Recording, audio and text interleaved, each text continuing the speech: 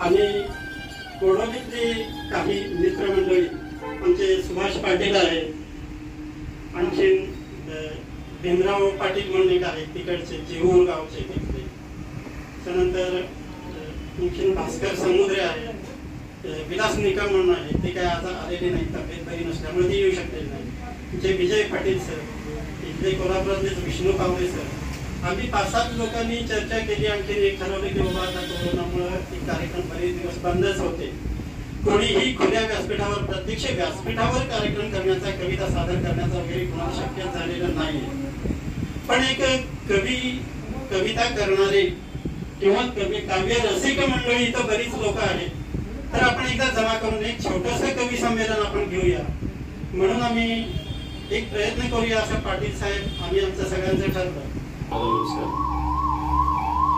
आज कोडोली परिसर साहित्य रेस्टॉरंट खात्यात आपण या काव्य संमेलनासाठी एकत्र आलेलो आहोत आणि ही संधी आम्हाला सुरेश कुलकर्णी सरांनी उपलब्ध करून दिली.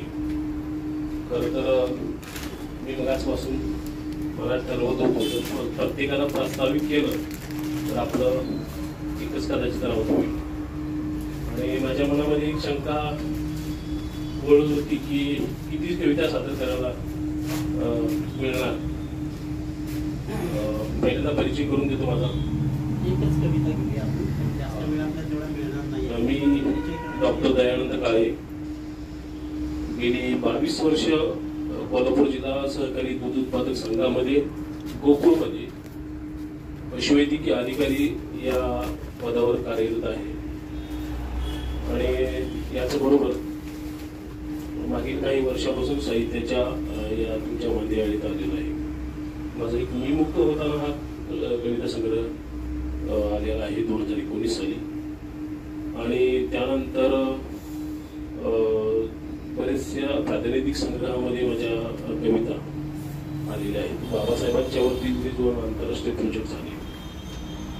2021 कवींच्या 2021 कविता या ग्रंथामध्ये शिवाजी विद्यापीठामध्ये त्यावर पुस्तकाचं प्रकाशन झालं ब्रिटिश यांच्या हस्ते. तर त्याच्यामध्ये माझी गझल आहे. अजून एक महाकाव्य झालं एका व्यक्तीच्या जीवनावर, महाकाव्य अजून यापूर्वी कधी झालेलं नाही. डॉक्टर बाबासाहेब आंबेडकरांच्या जीवनावरती एक महाकाव्य झालं आणि त्या महाकाव्यामध्ये पहिल्या 3 खंडामध्ये माझी रचना आहे आणि it is the part of record, म्हणजे त्याची गिनीज बुक ऑफ वर्ल्ड रेकॉर्डमध्ये नोंद होणार आहे. आणि आता मग दिवाळ्यामध्ये आणि बऱ्याचशा ह्याच्यामध्ये माझी कविता. आणि एक सांगण्याची आनंदाची गोष्ट अशी आहे की 1.5 महिन्यापूर्वी आमचा गझल संग्रह प्रकाशित झाला. कोल्हापूरचे आम्ही जे कोणी गझलकार आहोत तशी गझल लिहिणारे कमीच लोक असतात आणि मी सातत्यानं बराच भाई माधवराव बागल पुरस्कार मिळालेले आमचे प्रसाद कुलकर्णी सर हे आमच्या गझलसाचे प्रमुख आणि त्यांच्या सोबती नारायण कुलकर्णी, दिलीप कुलकर्णी आणि सुनंदा शेट्टी, हेमंत डांगे यातले बरेचसे लोक सुरेश भट साहेबांच्याकडे गझल शिकलेले आहेत. आणि या लोकांच्या बरोबर आमची कालच एक बैठक होती ती पुढं लोकांनी गेली, कारण आम्ही जर 2 महिन्यात एकदा एकत्र येतो. घर नागेशकरांची मुळे शाहूपर्यंत आहे. आता जसं आज विजय पाटील साहेबांच्या या कालामध्ये बसलोय तसं आमची दरवेळेला मिटिंग असते. आम्ही एकमेकांच्या गझला वगैरे सादर करत असतो, चर्चा वाहतूक होत असतो, त्यातून एनर्जी मिळत असते. आणि मला वाटतंय आमच्यातले गझल लिहिणारी अगदी 78 वयापर्यंतची मंडळी आहेत, वेगवेगळ्या वयोगटातली आणि वेगवेगळ्या समूहातून आलेली वगैरे. मी माझी गझल घेतो. गझल घेण्यापूर्वी एक संकेत आहे की एक मधला आणि 2 शेर घेतले जातात आणि त्यानंतर गझल सादर होते. गझलेमध्ये हजल हा प्रकार आहे. सगळे नेम सारखेच असतात, फक्त रदीफ गावापी येते सगळं सारखंच असतं. फक्त जी विनोदी गझल आहे तिला हजल म्हटलं जातं. गणेशाम देंडे एके ठिकाणी म्हणले होते की शेजारणीशी बोलताना का होते का बायको, शेजारणीशी बोलताना का होते का बायको, सारखी मागील खिडकी लावती का बायको, मापूच्या दारातून ओलांडून आली, मापूच्या दारातून ओलांडून आली, सांगा त्या दारात मावते का बायको. त्यामुळं हे मी बायकोवर कविता गझल लिहिलेली आहे आणि बायकोवर कविता लिहिणं फार धाडसाचं काम आहे आणि ते मी केलेलं आहे. आणि विशेष म्हणजे बायकोही घरात आहे, घर सोडून हे केलेलं आहे. आणि तिच्या परवानगीनंच अप्रूव्ह झाल्यानंतर गझल लिहिलेली आहे. आपण सगळेच प्रौढ आहात आणि त्या अनुषंगानं ही गझल प्रत्येकाला लागू होते. गझल आहे एक मधला 2 शेर घेतो, त्यानंतर गझल घेतो. मला म्हणाली 2 दिवसांनी भेटू आपण, मला म्हणाली 2 दिवसांनी भेटू आपण, पण सांगावे काय म्हणाली घरात कारण. मला म्हणाली 2 दिवसांनी भेटू आपण, पण सांगावे काय म्हणाली घरात कारण. हवे कशाला दागदागिने अंगावरती, हवे कशाला दागदागिने अंगावरती, फक्त मुखावर ठेव तुझ्या तू हसरे गोंधन. आणि पाझरते ती मेंदू मधुनी रुधिरामध्ये, पाझरते ती मेंदू मधुनी रुधिरामध्ये, हृदय कोपरा कवितेला मी दिलाय आनंद, हृदय कोपरा कवितेला मी दिलाय आनंद. त्यानंतर गझल घेतो. गझल आहे, शीर्षक आहे मनासारखी. अलीकडे ती पुन्हा ती दवासारखी, अलीकडे ती भेटत नाही मनासारखी. दात द्याविषयी जरूर द्या. हरवून गेली अविट गोडी वागण्यातली, हरवून गेली अविट गोडी वागण्यातली, सबक वाटती साखर नसल्या चहा सारखी, अलीकडे ती भेटत नाही मनासारखी. उडून जाते जीवनातल्या ती दवा सारखी. ऍक्च्युली माझ्या आवाजाला माईकची गरज सुद्धा नाही. पगार होता दिवस सुखाचा असतो माझ्या, पगार होता दिवस सुखाचा असतो माझ्या, गोड बोलते भोळ्यामधल्या मनासारखी, अलीकडे ती भेटत नाही मनासारखी. आणि उडून जाते उन्हातल्या ती दवा सारखी. तुझ्यासारखे जगात राजा कुणीच नाही, तुझ्यासारखे जगात राजा कुणीच नाही, आठवते मग म्हणायची ती मला सारखी, अलीकडे ती भेटत नाही मनासारखी. उडून जाते उन्हातल्या ती दवा सारखी. नसेल आम्ही स्वर्ग पाहिला कधीतरी, नसेल आम्ही स्वर्ग पाहिला कधीतरी, जागा सुंदर कधीच नसते घरासारखी, अलीकडे ती भेटत नाही मनासारखी. उडून जाते उन्हातल्या ती दवा सारखी. तशा मागण्या खूप कमी पण कटकट भारी, तशा मागण्या खूप कमी पण कटकट भारी, भुलभुल करते लहान घ्याती मुलासारखी, अलीकडे ती भेटत नाही मनासारखी. उडून जाते उन्हातल्या ती दवासारखी. आणि हा शेर विशेषतः महिला वर्गाला खूप आवडला होता, मला भरपूर दाद मिळाले होते.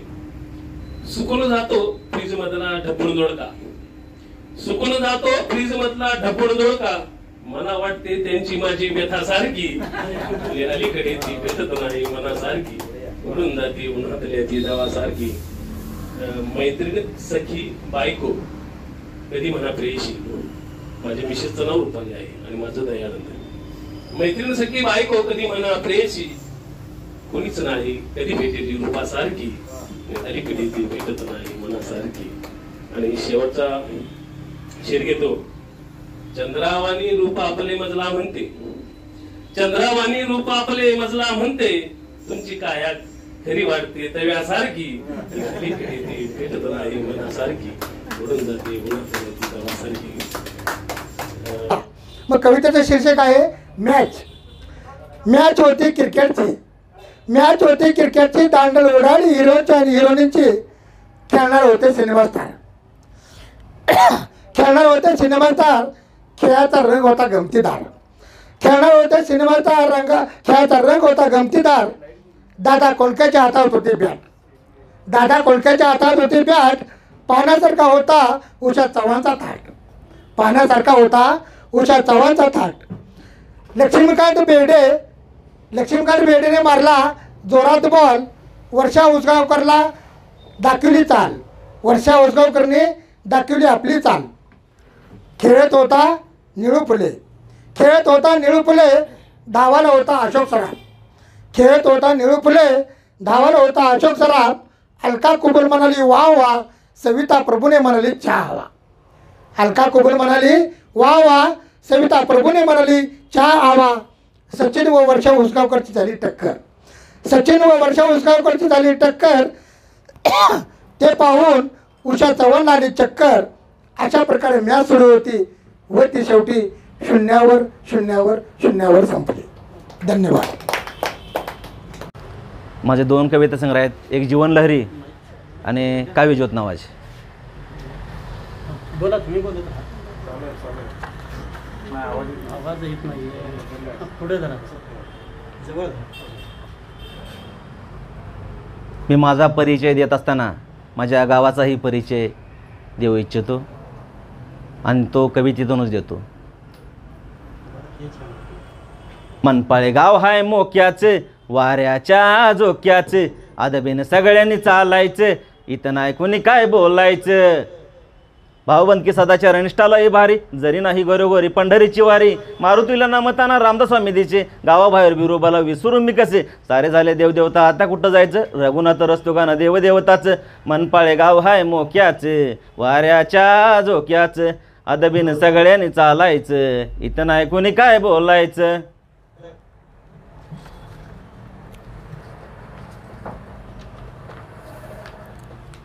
दुसरी कविता, जे गाणं मी स्वतः गायलेलं आहे स्टुडिओमध्ये आणि रेकॉर्डिंग पण पूर्ण झालं आहे त्या गाण्याचं. बहुतेक बी न्यूजला लागल असं अपेक्षा आहे. आता त्यासाठीच उशीर झाला होता इकडे कार्यक्रमाला. एडिटिंग झालं आहे त्या गाण्याचं. गाण्याचं नाव आहे घोटाळा घोटाळा. घोटाळा घोटाळा घोटाळा घोटाळा झालाय घोटाळा, घोटाळा घोटाळा घोटाळा घोटाळा झालाय घोटाळा, तिरक्या तिरक्या नजरनं झालाय घोटाळा, तिरक्या तिरक्या नजरनं झालाय घोटाळा. लुटू पुटू तुझी चाल ग, आणि बघून तुला वाईट होतं माझं हाल ग. तोंडातला घास आज तोंडामध्ये फिर, सारखी सारखी दिसतेस तू ग डोळ्यामोर. तुझ्या संग बोलायला तूर लगळा, तिरक्या तिरक्या नजरनं झालाय घोटाळा. घोटाळा घोटाळा घोटाळा घोटाळा झालाय घोटाळा, तिरक्या तिरक्या नजरनं झालाय घोटाळा. कामामध्ये नाही ध्यान, मुखात तुझं गाणं, होतो का 26 बाई नाही मला भान. हिरवं हिरवं रान हे ग तुझ्या विण सून, तुझ्या बोलण्या पुढं फिक कोकिळेचं गाणं. प्रेमात तुझ्या पडलो बाई फुलवू प्रेम मळा, तिरक्या तिरक्या नजरनं झालाय घोटाळा. घोटाळा घोटाळा घोटाळा घोटाळा झालाय घोटाळा, तिरक्या तिरक्या नजरनं झालाय घोटाळा. लावण्याची खान तू ग दिसते चंद्रवाणी, तुला पाहताना माझी हाल ना पापणी. भरून आलंय आभाळ साररीत व्हाव मन, तुझ्या नकऱ्याचं माझ्या वटावर गाण. नजरन तुझ्या तुग लाविलास लळा, तिरक्या तिरक्या नजरनं झालाय घोटाळा. घोटाळा घोटाळा घोटाळा घोटाळा झालाय घोटाळा, तिरक्या तिरक्या नजरनं झालाय घोटाळा. तिरक्या तिरक्या नजरनं झालाय घोटाळा, तिरक्या तिरक्या नजरनं झालाय घोटाळा. मी सुरेश नारायण किर्लोस्कर, कोल्हापूरचाच आहे. प्रिय सखा माझा रंकाळा. बरेच दिवसांनी वाटलं रंकाळ्यावर मारू फेरफटका, निवांत बसू एक घटका. नमन करून महादेवाला निघालो रंकाळा पाहायला. निघालो मी चालत चालत, आठवणी आल्या माझ्यासोबत. आनंद वाटायचा जायचे म्हणल्यावर रंकाळ्यावर, मजा वाटायची बसायला झोपाळ्यावर. चढाओढ लागायची घसरगुंडीवर जायला, मनमुराद खेळूनही पाय निघायचं नाही घरी परतायला. पाहताच वाळू थांबलो मी एक क्षण, हरवले जायचे इथे सारे बालपण. शांत बसायचे चित्रकार काढत चित्र, दंगा करायचो आम्ही सारे मित्र. फुगे फोडायचे होते हाती बंदूक धरून, आजीकडून पैसे घ्यायचे हट्ट थोडा करून. बसलो होतो थोडासा मी घाबरून, बोटमध्ये वडिलांचे बोट धरून. मोठ्या घड्याळाचा आवाज ऐकून तो टोला,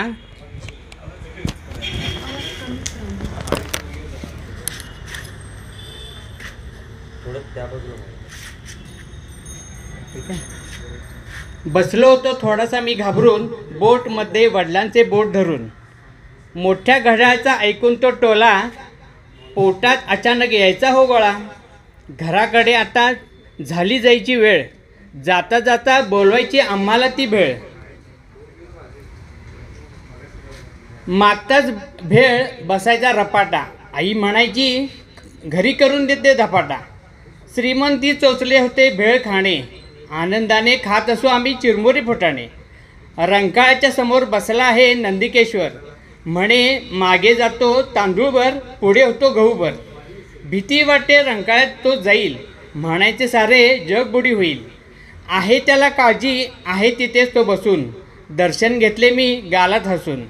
संध्या मठात बसून पहा तुम्ही एक क्षण, ओम शांती ओम म्हणेल तुमचे मन.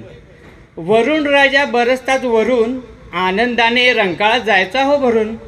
गळ टाकून बसायचे सारे मासेमारी, चमचमीत मेजवानी असायची त्यांच्या घरी. असायची मनापासून तळमळ, 12ही महिने असावी रंकाळ्यावर हिरवळ. रंकाळ्यावरची बाग सदा असते फुलून, पाहून मुले मुली मन जाते खुलून. डुंबायला जायच्या तिथल्या साऱ्या म्हशी, मौज वाटायची ती पोहते तरी कशी. सांज होताच पक्षी करीत याचे किलबेलाट, घरट्यातल्या पिल्लू करायचे चिवचिवाट. पायरीवर बसून सोडून पाय, साऱ्या वेदना विसरून जाय. सरत्या सूर्याला करून मी टाटा, रंकाळ्याला सांगितल्या मी माझ्या आयुष्यातल्या छटा. सांगता सांगता डोळे आले भरून, बघता बघता बालपण गेले होते सरून. गेले क्षणात सारे ट्रेस, मूड झाला होता आता एकदम फ्रेश. आज काही केल्याही पाय निघेना, रंकाळा म्हणाला मी इथेच आहे, ये पुन्हा पुन्हा. मी मनीषा पिंटू वराळे, राहणार धरणगुत्ती, तालुका शिरोळ. मला बालपणापासूनच कविता लिहायचा छंद होता, पण तो अलीकडच्या काळात म्हणजे 2012पासून तो माझी स्वप्नपूर्ती झाली. माझे स्वतःचे 4 कविता संग्रह आहेत. मला जमेल तसे मी प्रत्येक संमेलनाला किंवा असे आपण जे छोटेखानी ठेवतो तिथे मी जात असते, आणि या सर्वाला माझ्या मिस्टरांची साथ आहे म्हणून मी हे सिद्ध करू शकले. मी सकाळी पण सरांना सांगितलं होतं की सर मला लसीकरण असल्यामुळे येऊ शकत नाही, कारण मी प्राथमिक आरोग्य केंद्र नांदणी अंतर्गत उपकेंद्र धरणगुत्ती येथे पार्ट टाईम अटेंडर म्हणून काम करते. तर मी माझ्या कवितेचं सुरुवात करते. माझ्या कवितेचं नाव आहे माझ्या रमानं. ज्या माणसानं आपल्याला शिक्षणाची दारं खुली केली, ज्या माणसानं आपल्याला जगायला शिकवलं, त्याच्या मागची प्रेरणादायिनी जी माता रमाई होती, तिचा मी माझ्या शब्दात मला जमेल तसं मांडण्याचा प्रयत्न केलेला आहे. तर माझी कविता आहे माझ्या रमानं. माझ्या भीमाच्या रमानं बाई कसं ग सोसलं, माझ्या भीमाच्या रमानं बाई कसं ग सोसलं, कष्ट आणि दुखणी तिनं अंगावर काढलं. साऱ्या समाजासाठी तिनं बाबांना जपलं, संविधानामुळे माणसाला माणसात आणलं. माझ्या भीमाच्या रमानं बाई कसं ग सोसलं. दिलं सुख तिनं समतेनं वागविलं, आता खाण्यापिण्याला नाही कुठे कमी पडलं. नटणं थटणं आणि वागणं बाई थाटात जगवलं, आता समान दर्जा देऊन बाबानं कर्तव्य निभावलं. माझ्या भीमाच्या रमानं बाई कसं ग सोसलं. शिक्षणाचं महत्त्व तिनं तेव्हाच ओळखलं, यशवंतासाठी तिनं बुद्धिसागरात तुफान आणलं. पुस्तकांसाठी राजवाडा हे अप्रूप होतं घडलं, माझ्या भीमाच्या रमानं समाजालाच घडवलं. शिका संघटित व्हा, संघर्ष करा हे सांगितलं, जातीयतेच्या वादावर संविधान श्रेष्ठ ठरलं. बुद्ध धम्माच्या आचरणानं शांतता पसरवलं, माझ्या भीमानं दीक्षा घेऊन धम्मदानच आम्हाला दिलं. जय भीम. नमस्कार, माझं नाव रविराज सदाजय. मी सध्या ग्रॅज्युएशन शिकत आहे. माझे गुरुजी मंदार पाटील यांना सर्वप्रथम वंदन करतो. त्यांची तब्येत ठीक नसल्यामुळे त्यांनी मला इथं एक चान्स दिला आहे. तर मी एक छोटीशी कविता सादर करतो. कवितेचं शीर्षक आहे घे जन्म पुन्हा तू शिवराया. घे जन्म पुन्हा तू शिवराया, घे जन्म पुन्हा तू शिवराया, रयतेवर हे उपकार कर. घे जन्म पुन्हा तू शिवराया, रयतेवर हे उपकार कर. तलवार भवानी हाती घेऊन अन्यायावर वार कर. तलवार भवानी हाती घेऊन अन्यायावर वार कर. घे जन्म पुन्हा तू शिवराया रयतेवर हे उपकार कर. तलवार भवानी हाती घेऊन अन्यायावर वार कर. लढला तू मातीसाठी तुला जातीत आम्ही बांधला. लढला तू मातीसाठी तुला जातीत आम्ही बांधला. आहेस सूर्या समान तू वातीत तुला पाहिला. आहेस सूर्या समान तू वातीत तुला पाहिला. घेऊन आता ही मशाल हाती दूर हा अंधार कर. तलवार भवानी हाती घेऊन अन्यायावर वार कर. स्त्रियांच्या अस्मितेची तू जाण मनी ठेवली. स्त्रियांच्या अस्मितेची तू जाण मनी ठेवली. शत्रूच्याही मातेला तू माय तुझी मानली. शत्रूच्याही मान कर. तलवार भवानी हाती घेऊन अन्यायावर वार कर. तलवार भवानी हाती घेऊन अन्यायावर वार कर. धन्यवाद. कवितेचं नाव आहे की या उंच उंच माडातून. कवितेचं नाव आहे. बघा कुणाला कशी अपेल होती तशी त्यांनी ती स्वीकारावी.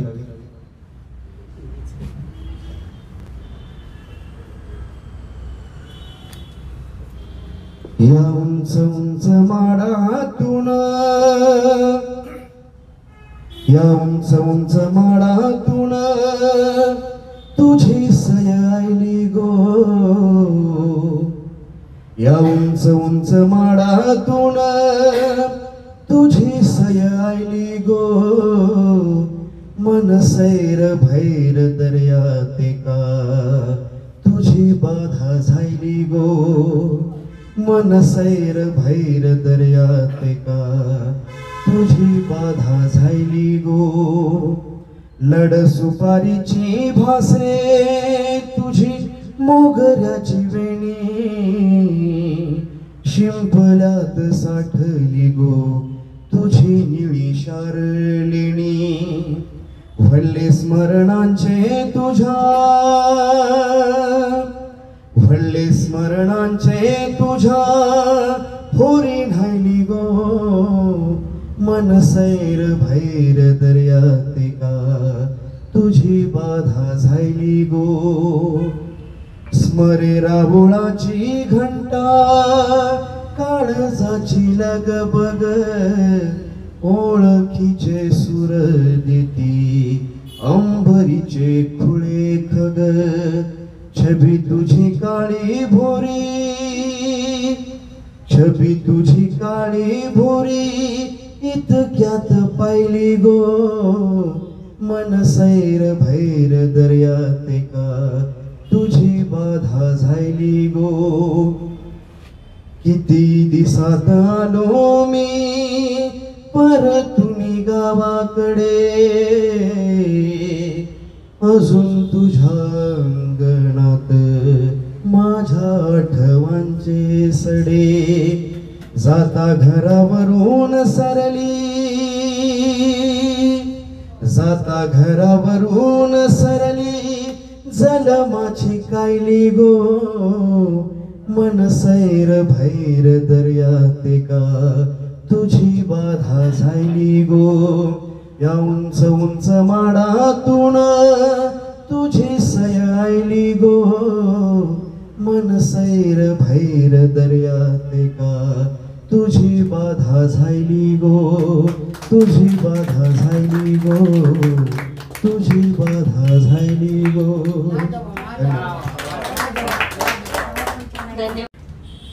मी सुभाष पाटील, राहणार पुणे.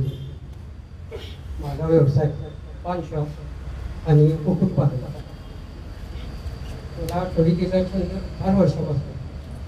आणि या मला वाटते एक 2001 साली सुरेश आणि मी एकत्र आलो आणि आमची भेट झाल्यानंतर त्यावेळेस सुरेश मला म्हणाले की आपण इथं ग्रामीण भागासाठी आपण एक व्यासपीठ निर्माण करून देऊया आणि त्याच्यासाठी आपण काहीतरी प्रयत्न करू. मी म्हटलो ठीक आहे आपण करू. आणि असं केल्यानंतर आम्ही बैठक घ्यायला चालू केल्या. त्यामध्ये बरेच जवळजवळ 40-50 कोटी आम्ही गोळा केले. त्यावेळेस असे मोबाईलचे वगैरे काही हे नव्हते. त्यामुळे आम्ही पत्र लिहिलं. पत्र लिहून पत्रव्यवहार करून आम्ही बैठकी घेतो आणि दोन साहित्य संमेलने आम्ही त्यामध्ये केली. आणि नंतर कालांतराने सुरेश हे मुंबईला सगळी झाले आणि इकडे तिकडे लोक येत आल्यामुळं ते आमचं परत बंद झालं. आणि आत्ता सुरेश हे मुंबईहून आले आणि परत आमची भेट झाली. ती मला वाटते जानेवारीत ना जानेवारीनंतर भेट झाल्यानंतर सुरेश म्हणाले की आपण एक जे बैठक घेऊया आणि आपण गोडोली परिसरातील साहित्य रसिक मंडळ, आम्ही पूर्वी केलं तरी साहित्य रसिक संघ असे करतो आणि ते बंद झाल्यानंतर आता आम्ही साहित्य रसिक मंडळ हे स्थापन केलं. आणि एक आमच्या मंडळाला एक 4 ते 5 व्यक्ती आम्ही आठवड्यात महिन्यातून एकदा पहिल्या रविवारी बैठक घेतो. आणि ती बैठक घेत असताना असे हळूहळू सुरेश कुलकर्णी म्हणाले की आपण कोल्हापुरात साहित्य संमेलन घेऊ. छोटे किती येतील लोक, त्या 5 आली तरी आपण घेऊ. आणि त्याप्रमाणे काय बऱ्यापैकी लोकही लागू झाली. याबद्दल मी धन्यवाद. तर माझी कविता आहे श्री छत्रपती शिवाजी. वीरपुत्र ऐसा जन्मला, लोकराजा तोची झाला. बहुकलांचा बहुगुणांचा महाराज हा कलापुराचा. कैवारी तो बहुजनांचा आरक्षित विचारदया. क्रीडा भक्ती निधड्या छातीचे गुरुदार नवमल्लांचा. जाता शिकारी बंदुका हाती, अस्वलाशी धुंद खेळती. उभ्या पहारी अडवून पाणी, गीत तयाचे रानोराणी. अंतकरणी शब्द हा माझा, ऐसा मिळावा देशास राजा. ऐसा मिळावा देशास राजा. वीरपुत्र ऐसा जन्मला, लोकराजा तोची झाला. लोकराजा तोची. गाव कसबा वाळवे, नागांव तालुका. ही व्यवसायानिमित्त मी इकडं कोल्हापूरला स्थायिक झालेलो आहे. 92 पासून इकडं आहे. तर मेकॅनिकल म्हणून मी काम करतो. आणि परवाच 1 वर्षापूर्वी मी 15 जुलैला आम्ही जगाची कैवारी म्हणून एक कादंबरी प्रकाशित केलेली आहे. आणखीन एक माझी दुसरी पण कादंबरी आता प्रकाशित होत आहे, उर्मी आणि दिशा. आणखीन एक पुस्तक माझं आहे, अंश म्हणून आहे. टप्प्याटप्प्याने असे पुस्तक प्रकाशित करत आहे. मला एक लिखाण करायचा छंद आहे,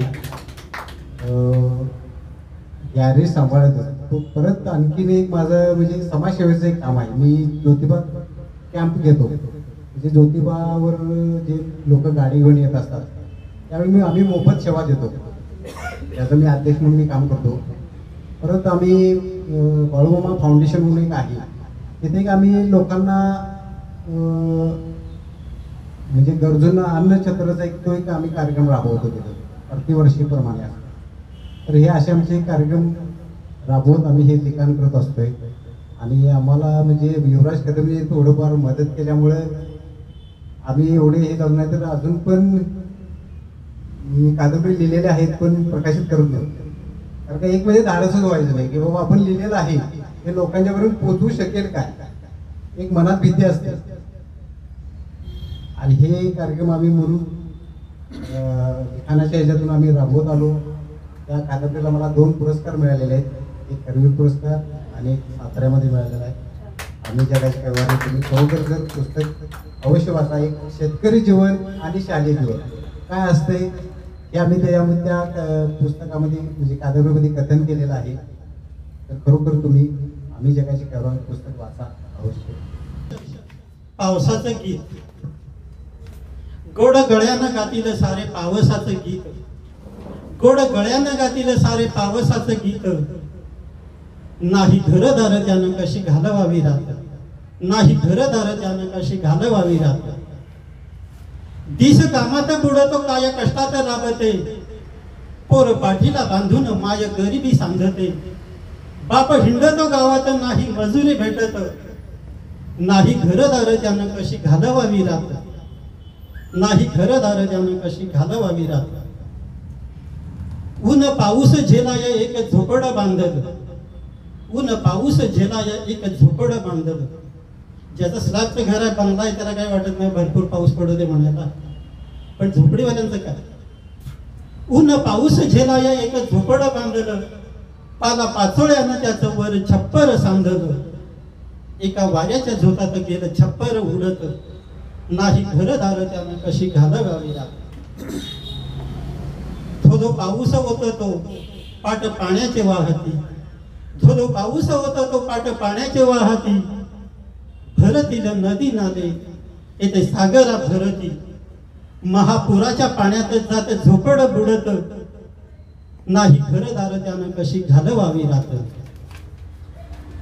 येती पावसाच्या धारा संगे गार गार वारा, येती पावसाच्या धारा संगे गार गार वारा.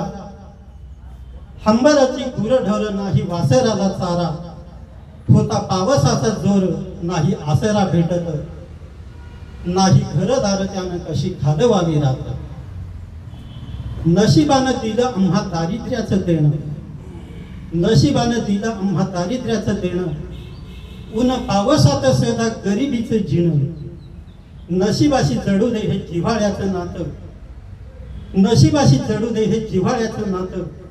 गोड गळ्यानं गातील सारे पावसाचं गीत, नाही घरदार त्यानं कशी घालवावी रात. पण तरी सुद्धा झोपडीत राहणारा माणूस जरी असला, ती पालं टाकून राहणारी माणसं असली, तरी सुद्धा ती कधी पाऊस अजिबात पडूच नाही असं कधी म्हणणार नाही. त्यांना सुद्धा वाटतं की पाऊस पडायलाच पाहिजे, कारण पावसावरच जीवन अवलंबून आहे सगळ्यांना. तर ते काय म्हणतील, तरी देवा विठुराया असा पाऊस पडू दे, तुझ्या मायेचा ओलावा सारी धरणी पिळू दे. तरी देवा विठुराया असा पाऊस पडू दे, तुझ्या मायेचा ओलावा सारी धरणी पिळू दे. तुझ्या दरबारी देवा नाही जात पात, गोड गळ्यानं गातील सारे पावसाचं गीत. नाही घरदार त्यानं कशी घालवावी रात. नाही घरदार तरी, नाही घरदार तरी आम्ही राहू कसे तरी, नाही घरदार तरी आम्ही राहू कसे तरी. गरिबांचा वाली आहे उभा विटेवरी, गरिबांचा वाली आहे उभा विटेवरी. तुझ्या भजनात आम्ही जागू दिन रात, गोड गळ्यानं गाऊ दे सारे पावसाचं गीत. गोड गळ्यानं गाऊ दे सारे पावसाचं गीत.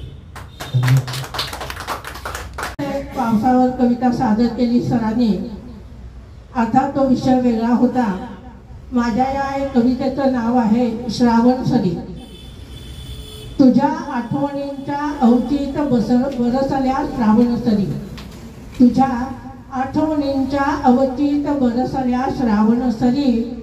चिंब ओले ती ओथंबली राधा ही तुझी बावरी, चिंब ओले ती ओथंबली राधा ही तुझी बावरी. व्याकुळ तुझ्यासाठी जाहला जीव वेडा माझा, व्याकुळ तुझ्यासाठी जाहला जीव माझा. आठवतो अजूनही थरथरतो स्पर्श तुझा, आठवतो अजूनही थरथरतो स्पर्श तुझा. आठवांचा तुझ्या माझी या मनात बेधुंद बकुळ गंध, आठवांचा तुझ्या माझी या मनात बेधुंद बकुळ गंध. तनी मनी लहरतो माझी या त्याचा सुगंध, तनी मनी लहरतो माझी या त्याचा सुगंध. मोगराही झाला रानोमाळ, मोगराही झाला रानोमाळ पसरुनी तयाचा गंध, मोगराही झाला रानोमाळ पसरुनी तयाचा गंध. आसमंतही जाहला तयाच्या सुवासाने बेधुंद, आसमंतही जाहला तयाच्या सुवासाने बेधुंद. नको नको आता हा आभास सारा, नको नको वाटतो आता हा आभास सारा अन साहवेना आता तुझ्या आठवांचा मारा अन साहवेना तुझ्या आठवांचा मारा.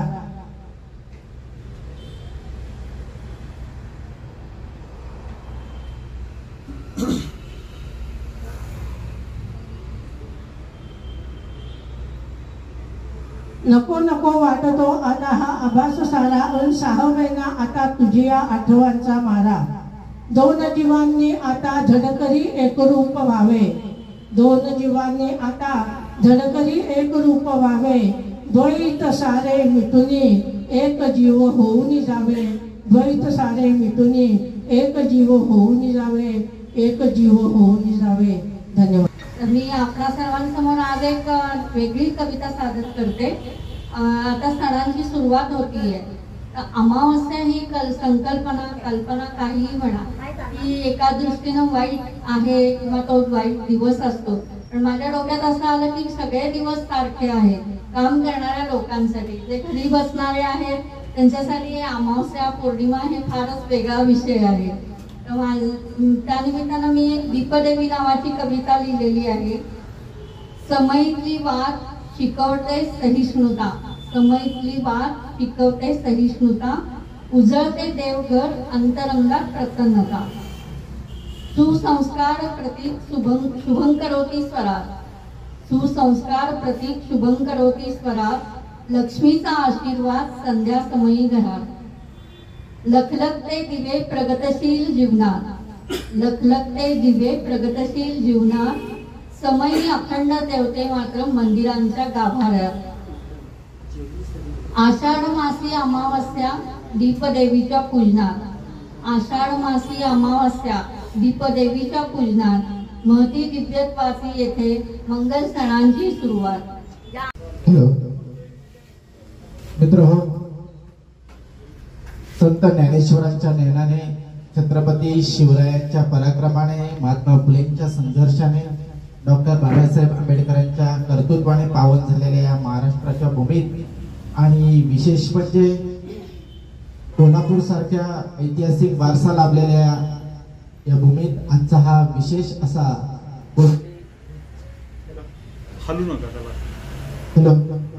गोडोली साहित्य परिसर आणि हे फुले असं काव्य वाचन या ठिकाणी फुले काव्य संमेलन या ठिकाणी आयोजित केलेलं गेलं. आणि मित्र, आमच्यासारख्या एखाद्या छोट्याशा सामान्य, मी स्वतःला आधी सामान्य समजतो, सामान्य माणसाला या ठिकाणी तुम्ही अध्यक्ष पदाची माळ आमच्या गळ्यात घातली त्याबद्दल मी खरंच आपल्या सर्वांचा या ठिकाणी सर्वप्रथम ऋण व्यक्त करतो. आमचे मित्र माझ्याबरोबर आलेले कांदळकर सर मला म्हणत होते, सर आपल्याला आधीच उशीर झालाय, कारण 2चा टायमिंग सरांनी दिला होता. जवळजवळ 3 वाजले आहेत. आपण तुम्ही एखादी फक्त कविता सांगा आणि आपण निघूया. मी म्हटलं जाऊया आधी, आणि इथे आल्यावरती अध्यक्ष पदाची माळ गळ्यात घातल्यावरती थांबल्याशिवाय पर्याय नाही. पण खरंच मी आपलं पुन्हा एकदा ऋण व्यक्त करतो. कुलकर्णी सरांची आणि माझी ओळख मागील महिन्यातच एका जिल्हा परिषदच्या शाळेमध्ये 11 विद्यार्थ्यांनी लिहिलेला काव्यसंग्रह प्रकाशित केला गेला होता. आणि तिथे अजय कांडर सारखे नामवंत कवी त्या ठिकाणी त्या कार्यक्रमाला उपस्थित होते. आणि खास सर मुंबईवरून कार्यक्रमाला त्या ठिकाणी आले होते. आणि सरांचा माझं फक्त 2 मिनिटाच फक्त बातचीत, चर्चा, एवढीच फक्त ओळख. आणि त्यानंतर आमची फोनवरती 1-2दा फक्त चर्चा झाली. काही दिवसापूर्वी सरांनी मला 8-10 दिवसापूर्वी सांगितलं, आमच्याकडे फुलं कवी संमेलन आम्ही घेणार आहोत, तुम्ही सहभाग घ्याल का? म्हटलं ठीक आहे सर, येईन मी, निश्चित येईल. तर सरांसारखं खूप चांगलं व्यक्तिमत्व या ठिकाणी मला पाहायला मिळालं. युवराज सरांसारखं हसरं आणि बोलकं व्यक्तिमत्व, शब्दाची नाळ किती खोलवर रुजलेली असते ते युवराज सरांकडून या ठिकाणी पाहायला मिळालं. मंदार पाटील सर, त्याचबरोबर काही मॅडमनी सुद्धा या ठिकाणी कविता सादर केल्या. सूत्रसंचालन मेघा कुलकर्णी, कापसे सर, काळे सर, समुद्रे सर, सुभाष पाटील सारखं बुजुर्ग व्यक्तिमत्व सुद्धा, कारण शब्दांना कवितेला वयाची मर्यादा नसते, हे सुभाष पाटील सरांकडून. आणि इथे आल्यानंतर खूप छान मला या ठिकाणी खूप मनाला चांगलं वाटलं. कारण मित्र हो, आनंद ज्यांना मिळत नाही जे स्वतःच्या स्वार्थासाठी जगतात, आनंद ज्यांना मिळत नाही जे स्वतःच्या फक्त स्वार्थासाठी जगतात, तर आनंद ज्यांना मिळतो ते दुसऱ्यांच्या आनंदासाठी स्वतःच्या आयुष्याचे अर्थ बदलतात. आणि हे या ठिकाणी पाहायला मला अनुभवायला मिळालं. मी आपला जास्त वेळ घेणार नाही, कारण खूपच वेळ झालेला आहे. बऱ्याच लोकांना बऱ्याच ठिकाणी जायचं असल्यामुळे मी माझी ओळख करून देत असताना अगोदरच मॅडमने सुद्धा किंवा सरांनी सुद्धा ओळख करून दिली, त्यामुळे फारशी ओळख मी काही शिल्लक राहिली नाही माझी ओळख करून देण्यासाठी. इंग्लिश स्कूल ज्युनियर कॉलेज मध्ये मराठीचं अध्यापन मी करतो गेली 7 ते 8 वर्ष. मला काही आतापर्यंत एक सुद्धा पुरस्कार मिळाले नाही. मला फक्त प्रामाणिकपणे आपण काम करत राहायचं विद्यार्थ्यांसाठी, आणि विद्यार्थी ज्यावेळी पास किंवा असंख्य विद्यार्थी ज्यावेळी या ठिकाणी आमच्याजवळ येतात आणि नतमस्तक होतात, तोच माझ्या आयुष्यातील सगळ्यात मोठा पुरस्कार मी समजतो. बऱ्याच ठिकाणी व्याख्यानासाठी किंवा वेगवेगळ्या कार्यक्रमासाठी जातो, परंतु खरा पुरस्कार मी तोच समजतो माझ्या आयुष्यातील. दुसरी गोष्ट मित्र हो, कविता ही खूप काही आपल्याला शिकवत असते, जगायला शिकवत असते. एखाद्या व्यक्तीला त्याच्या जीवनामध्ये जर दुःख आलं एखाद्या वेगवेगळ्या विषयाच्या कारणास्तव आणि त्याला वाटलं की आता आपण आत्महत्या करूया, परंतु आत्महत्या करण्यापूर्वी त्याला वाटलं एखादी कविता किंवा एखादं पुस्तक वाचूया, आणि ते पुस्तक वाचल्यानंतर कदाचित त्याला वाटेल की आता आपण आत्महत्या करायची नाही. एवढं पुस्तकांमध्ये सामर्थ्य आहे. बऱ्याच व्यक्तीच्या जीवनातले मार्ग सुद्धा पुस्तकं बदलत असतात किंवा बदलण्यास भाग पडत असतात. प्रेरणा देत असतात पुस्तकं, जगायला शिकवत असतात, आनंद देत असतात, मनोरंजन करत असतात. खूप काही या कवितेतून किंवा वेगवेगळ्या पुस्तकातून आपल्याला मिळत असतं. मित्रहो, अशीच एक कविता अध्यक्षीय भाषणामध्ये मी तुमच्या समोर सादर करतो. बऱ्याच ठिकाणी मी ती कविता सादर केलेली आहे. माणूस म्हटल्यावरती वेगवेगळ्या प्रकारचे असतात, आनंदी, दुःखी, वेगवेगळ्या प्रकारचे. स्वभाव माणसाचा वेगवेगळा असतो, विचार वेगवेगळे असतात, वृत्ती वेगवेगळी असते, प्रवृत्ती वेगवेगळी असते. असंच एका अपंग विद्यार्थ्यावरती मी एक कविता केली होती. अपंग म्हटल्यावरती वर्गामध्ये किंवा बघा परिस्थिती वेगळी असते, त्या विद्यार्थ्याशी कोणी हितगुज साधत नाही, लांब राहण्याचा काही जण प्रयत्न करतात, मैत्री साधत नाही. पण अशीच अपंग विद्यार्थी आपल्या जीवनामध्ये खूप काही करण्याचा प्रयत्न करतात आणि बऱ्याच विद्यार्थ्यांनी केलेला आहे. अशीच एक कविता त्याच्या जीवनावरती आहे. त्या विद्यार्थ्यांनी एक चित्र रेखाटलेलं होतं एक झाडाचं, आणि तो विद्यार्थी शाळेत घेऊन गेला. बाईने आदल्या दिवशी सांगितलं निसर्ग चित्र काढून घेऊन या. त्या विद्यार्थ्याने निसर्ग चित्र काढलं होतं. बाई एक एक चित्र चेक करत त्या विद्यार्थ्याचा नंबर त्या ठिकाणी नंतर आला, आणि त्याचं चित्र बघितल्यावरती बाई खूप नाराज आणि ओरडायला लागले त्याला की हे गधड्या, तू हे चित्र असं कसं काढलंस, तू ह्याला निसर्ग चित्र म्हणतायत काय? तो गप्पच राहिला होता त्या ठिकाणी उभा. एक दुसरे मॅडम त्या ठिकाणी आल्यानंतर ते चित्र बघितल्यानंतर त्या मॅडमला सांगितलं ते चित्रात वेगळं काही दडलेलं आहे, त्याने आपल्या जीवनाचा अर्थ त्यात मांडलेला आहे. आणि त्याच्या जीवनावरती लिहिलेली एक कविता आहे, उमेद नावाची आहे. निरर्थक पण देखणं असं बघितलं मी चित्र, निरर्थक पण देखणं असं बघितलं मी चित्र, चित्रकार होता असामान्य यात शंका नव्हती. मात्र एक झाड होतं काढलेलं, एक झाड होतं काढलेलं, पानं फुलं नसलेलं, भर उन्हात चटके खात एकल कोंड बसलेलं. विचारांची सूचना असा अर्थ त्यात लपलेला, विचारांची सूचना असा अर्थ त्यात लपलेला, निसर्गाचा कुठला भाव त्या चित्रामध्ये टिपलेला. त्या चित्रकाराला भेटायचं बांधले मनाशी गाठ, मी ठरवलं त्या चित्रकाराला जाऊन भेटूया, म्हणजे आपल्याला कळेल ते चित्र असं का काढायचं. चित्रकाराला भेटायचं, बांधली मनाची गाठ, आसुसलेल्या पावलांनी त्याची घरची धरली वाट. घर त्याचं बसकं, त्याला एकच होती खिडकी, बाहेर धान्याने भरलेली होती 2 अर्धवट मडकी. घराच्या ओल्या भिंतीवरही काही चित्र होती कोरलेली, घराच्या ओल्या भिंतीवरही काही चित्र होती कोरलेली. जगण्याची दुर्दम्य इच्छा त्या चित्रामध्ये उरलेली. पाहताच त्या चित्रकाराला म्हटले मी, माणसाच्या उमेदीचा अंत तरी काय. पाहताच त्या चित्रकाराला म्हटले मी, माणसाच्या उमेदीचा अंत तरी काय. नव्हते दोन्ही हात तयाला, होते फक्त पाय. नव्हते दोन्ही हात तयाला, होते फक्त पाय. चेहऱ्यावरील प्रश्नचिन्ह माझ्या तो लागला हसायला. चेहऱ्यावरील प्रश्नचिन्ह माझ्या तो लागला हसायला. म्हणाला आयुष्य धुंदीत जगताना हवं थोडं सोसायला. नसले दोन्ही हात जरी, कणखर मन दिले ना लढायला. निरर्थक वाटलेल्या चित्राची मला जन्माची ओळख पटली. आणि पानं फुलं नसलेल्या झाडाला नव्याने पालवी फुटली.